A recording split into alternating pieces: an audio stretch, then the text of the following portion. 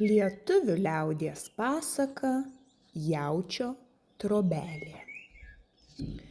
Kitą kartą pas vieną ūkininką buvo jautis.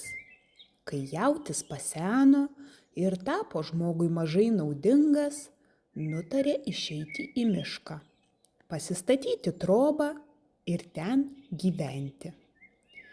Kaip tarė jautis, taip padarė. Beeidamas sutiko aviną.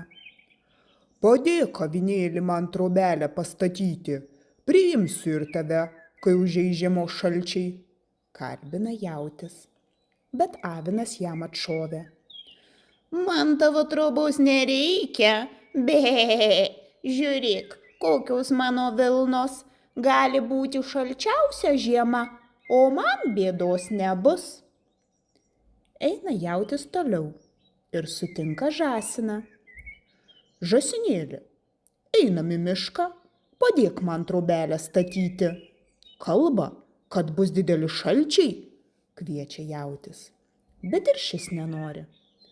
Kam aš turiu dirbti, nagus draskyti, man bėdos nebus ir be tavo trobos, žiūrėk, kokios mano plunksnos, išdidžiai atkirto žąsinas. Tada jautis dar paprašo gaidžio. Gaidelį, einam į mišką trobelę statyti, žiemą bus labai šalta, priimsiu ir tave. Gaidys skiauterę pastatęs suriko. Aš po mišką nepratęs vargti, man šeimininkas duos šiltą vietą po kaminu, bėdos nebus, apseisiu ir be trobelės. Pakalbino jautis ir kiaulę. Einam į mišką trobos statyti, priimsiu ir tave peržiemoti. Labai čia reikia, sukriuksėjo kiaulė. Aš į žemę įsiknisiu ir peržiemosiu. Nuliūdo jautis likęs vienas, be talkininkų. Į mišką nuėjęs, dirbo sau, vargo ir netrukus miško aikštelėje stovėjo trobelė.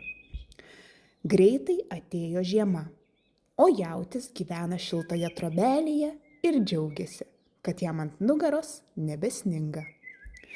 Tik žiūri vieną rytą pro langą, ateina avinas. Priėjęs prie durų, prašosi. Jauteli, broleli, priimk į trobelę, ūkininkas man visas vilnas nukirpo, baigiu sušalti. Nepriimsiu, nepadėjai man, sakei, bėdos neturėsi. Supyko avinas ir sako jaučiui. Ar nori, kad aš tavo visas sienas su ragais išardyčiau? Ką darysi? Jautis priėmė aviną į trobelę. Gyvena dviese. Kitą dieną, žiūri, žąsinas atklampoja. Priėjo prie durų ir brazdina snapu. Jauteli, balandėli, priimk ir mane į savo trobelę. Ūkininko žmona man beveik visas plunksnas nupešė.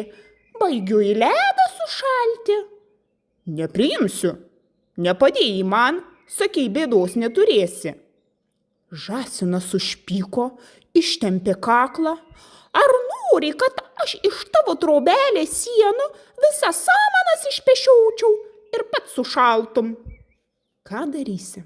Jautis priėmė ir žąsiną į trobelę. Gyvena jau trise. Neilgai trukus atplasnoja ir sužvarbęs gaidys. Priėjo prie trobelės, toks nusižeminęs, vienu nageliu pabrazdino į duris ir prašo. Jauteli, broleli, priimk ir mane į savo trobelę. O jautis jam. Nepriimsiu, nepadėjai man statyti, sakei, gausi šiltą vietą po kaminu, bėdos nebus. Supyko gaidys, skiauterė dar labiau paraudonavo. Ar nori, kad aš tavo visus langus išplasnučiau ir tu pats sušaltum? Ką darysi? Jautis priėmė ir gaidį į savo trobelę. Gyvena jau keturiese. Kai gerai paspaudė šaltukas, prisistatė ir kiaulė. Barškina į langą ir prašosi, kad įleistų. Jautis sako, o kur tu buvai, kai aš trobelę stačiau? Sakei, į žemę įsiknisi ir peržiemosi. Nepriimsiu. Supyko kiaulė. Ar nori, kad pamatus iškniščiau ir pats sušaltum? Ką darysi? Jautis priėmė ir kiaulė į savo trobelę. Gyvena jau 5. Nebaisus jiems nei šaltis, nei sniegas. Trobelėje šilta ir jauku. Sužinojo vilkas ir lapė bei meška, kad trobelėje kažin kas gyvena, ir sumanė juos užpulti. Sutemus susirinko visi ir ėmė laužtis vidun. Bet trobelės gyventojai drąsiai puolė žvėris. Jautis badė mešką, avinas kūlė vilką, žąsinas žnaibė lapę, o gaidys, užšokęs ant kamino, ragino draugus kovoti. Apmušti ir sužnaibyti, žvėrys spruko, kiek tik kojos neša, ir daugiau prie trobelės nebesirodė. O jautis, avinas, žąsinas, gaidys ir kiaulė žiemojo iki pavasario, draugiškai vienas kitam padėdami bei vienas kitu besirūpindami.